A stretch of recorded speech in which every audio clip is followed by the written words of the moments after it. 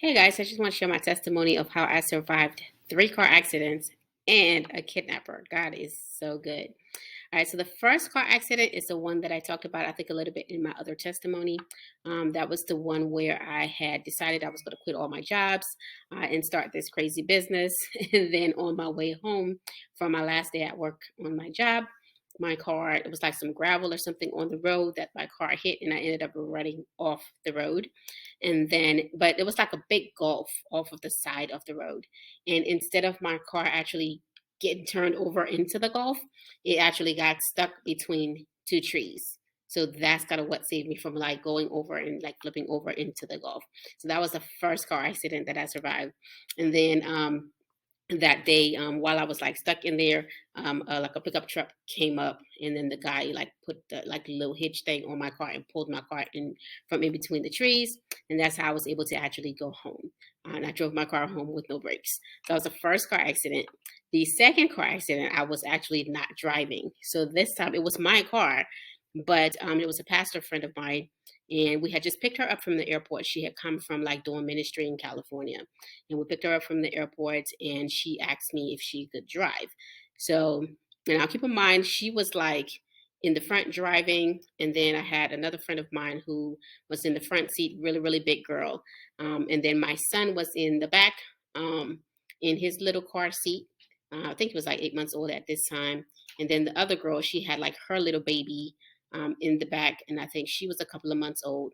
And then we had a 10-year-old in the other window, and then I sat in the back by the other window. So I'm in the back seat, 2 babies in the middle, and then the 10-year-old all in the back. And then we have the pastor driving, and then the bigger girl in the front seat. So, however, though, before I went to the airport to pick up the pastor, the Holy Spirit told me to go back upstairs and put on my sweater. And I was just like, it's hot outside. Like, why would I need to put a sweater on? And but I listened. Like literally, I was already in the car, and I went back in the house before we left and grabbed my sweater. And this was like a long, full body sweater. Like it was like a long sweater, long sleeves, long, almost like a trench coat long. I was just obedient, and I put the sweater on before we actually went to the airport. And then after we picked her up from the airport, she asked if she could drive. So as we're driving back home, then it was like just in the quick flash of a second, I heard the Holy Spirit say, dispatch your angels. Now at the time nothing was happening, so I didn't even know why I needed to dispatch my angels, right? So we're just driving down the street, and I hear dispatch your angels.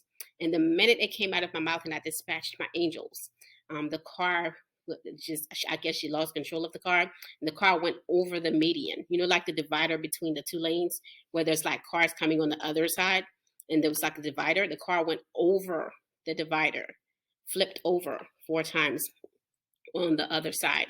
And thank God there wasn't any traffic coming, which is really weird because this is like the busiest part of the highway, which it was really weird for there to be no traffic coming. So I knew had to be the hand of God. And then every time the car flipped over, it was scraping right here. It was scraping my arm because I was in the window. And because I had that sweater on, it buffered all the glass that would have hit the babies that were sitting next to me. So I'm so glad that I obeyed the Holy Spirit and put that sweater on, because that sweater literally kept all the broken glass and everything as the car was flipping over from hitting the babies in the car. So the car flips over 4 times, completely crushed. And it was like some people had pulled up, and they were trying to, they had to pull us out of the sunroof of the car to actually get us out of the car. And then you had other people who were actually, because the girl who was in the front, her purse flew out of the car, of course, like during the accident. So people were actually like stopping and picking up the money instead of like wondering if somebody needed help in the car or if somebody was even dead, because the car was completely crushed. We were like completely crushed in there. So when they got there and they started, came up to try to pull us out of the sunroof, I was like, I had to like grab the little baby out of the front seat. I mean, out of her car seat, put her up through the sunroof, and they grabbed her, pulled my son out from his car seat, put him through the sunroof. So they had to literally pull us up one at a time out of the sunroof. The car was completely crushed. They couldn't believe that all those people were still in the car and we were all still alive. Literally, the only thing I lost was like my little bun that I had, which was like a little clip-on bun. But other than that, And then, of course, I had like no skin on my arm that back right here because every time the car rolled over, it was scraping the side of my arm. But we were able to walk away from that accident. Now, the pastor who was driving, she ended up about a mile from the car, like face down in the middle of the highway. I think she had to like get fractures, and she had fractures. She had to get stitches. She had to learn how to walk all over again and all of that. But that was the second accident that I survived. The next accident I survived was actually a city bus. This was during the time when I was in Syracuse, New York, doing ministry up there. And I was working at the mall because it wasn't far from the church. And I remember one day I was at work and I was supposed to get off. And I got really mad because the person who was supposed to be coming in after my shift, they were late. And the manager would not let me leave until they came in. So I was just sitting there like, man, I'm supposed to have been left by now. This person came in like 2 hours late to work. So I literally had to stay there and work an extra 2 hours because they were late. But what I didn't know the whole time I was mad and upset because this person didn't come to work was that the Lord was actually saving my life, because the bus that I would have been on if I had left at the time that I was supposed to get off actually had gotten into an accident. Somebody had driven right into the middle of the bus and split the whole bus in half. Literally, the whole city bus split the whole thing in half. And the funny thing is, that was the part of the bus that I used to sit on. Like, I liked sitting in the middle of the bus by the window. This was the exact part. Like, they actually split the whole bus in half. So, like 2 hours later, when the person finally did come in, and I got on the next bus to go home, I saw the very bus that I would have been on the side of the road, completely crushed, split in half. So from that day, I don't get mad anymore. If somebody is late for something, or if I'm driving behind an old lady and she's going really slow, I don't get mad anymore, because you never know. God might be slowing you down an extra couple of seconds for a reason. Okay. And this time it actually saved my life. Okay. This person came to work late. And because of that, it saved my life. Even though I was mad because they came to work late and I had to work extra hours. So guys, if you are driving somewhere and you're being slowed down for whatever reason, if it's a little old lady driving slow, just go around, okay? Like, you never know, God might be trying to slow you down for a reason, okay? So don't be flipping birds up at people. Don't do that. You're Christians. You're not supposed to be doing that anyway. But I definitely learned that day. After that day, I just had so much patience, so much more patience with people, even though my name is Patience. But yeah, because the Lord can actually be using something to slow you down for a few minutes. He might be using that traffic to slow you down, to keep you out of something else. All right, so guys, I just wanted to share those stories with you guys.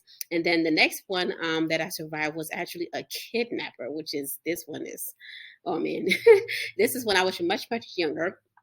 So during this time, I was like, I think I was a teenager. I was in high school and I was working at McDonald's after school. So I remember I was at work one day. It was me, just a couple of other people at McDonald's at work. And this guy comes in and he has like a really nice briefcase. He's dressed sharp. You could tell he's a businessman. And he walks in and, he orders his food and he's like, hey, would you ladies be interested in a business opportunity? And of course, me, I was like always business minded. So I was like, oh, yeah, sure. What is this business opportunity? And he was like, well, we're going to be doing a presentation about the opportunity later on today. So me and this other girl, she's kind of petite too, just like me. We decided we were going to go to, see what the business opportunity was about when we got off work. So same, it's almost kind of like the same thing with even the bus. So that day, somebody had called out of work. So the manager asked me if I wanted to stay and work the extra shift. And actually I said yes, because I needed the extra I needed the extra hours anyway. I was in high school. So I was like, yeah, sure, I'll work the extra hours. So the other girl, when she got off, she decided to actually go check out the opportunity. And thank God her boyfriend actually went with her, because when they arrived to the place, it was actually an apartment. So, I mean, at first, she didn't think anything of it, because sometimes people will do like the little multi-marketing, multi-level marketing meetings at their house, or their apartment or whatever. So they didn't think anything of it.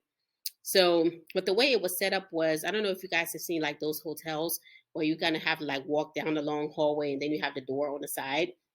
Um, So you kind of have to go down the hallway to get to the door. A lot of hotels are like that, especially the ones where you can access it directly from the outside. So that's kind of how the apartment was. So she gets to the property where the event was supposed to be taking place for the event, for the business event.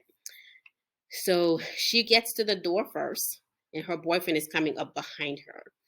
And so as she knocks on the door, the guy opens the door, and he didn't see the boyfriend coming up behind her because he was coming like down the hallway. So when he opened the door, he only saw her. So soon as he opened the door, he tried to actually grab her and pull her in the apartment. Boyfriend comes, puts his foot in the door, stops the door, jumps in there, starts beating him up. They call the police. Come to find out, this guy is a kidnapper and a sex offender who was wanted. Okay. So if she hadn't gone with her boyfriend, who knows what would have happened. And not only that, but I was planning on going by myself. Okay. Or me and the other girl was going to go together. So there's no telling what would have happened, if I hadn't actually stayed and worked somebody else's shift that day at work.